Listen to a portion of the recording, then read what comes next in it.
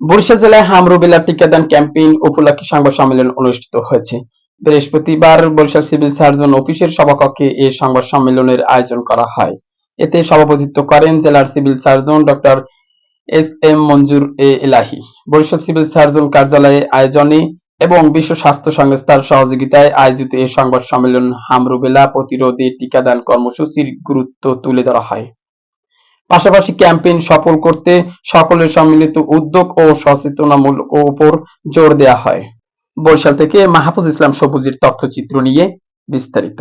জেলাধীন ৮টি উপজেলায় ৬ মাস থেকে ৪ বছর ১১ মাস ২৯ দিন বয়সী মোট ১,৬৯,৪৮৮ শিশুকে ২০/৪/২০২৬ তারিখ থেকে ১০/৫/২০২৬ তারিখ পর্যন্ত হামে টিকা দেওয়া হবে।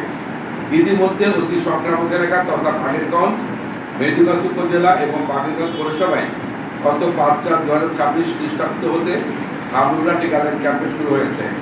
গতকাল পর্যন্ত উক্ত উপজেলা এবং পৌরসভায় মোট লক্ষ্যমাত্রায় ৭০ শিশুকে হামরুবেলা টিকা দেওয়া হয়েছে।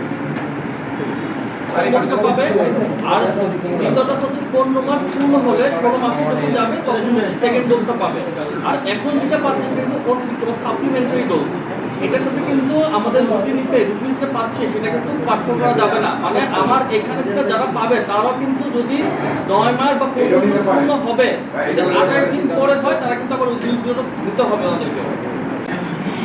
আপনারা সবাই জানেন ডিসিবির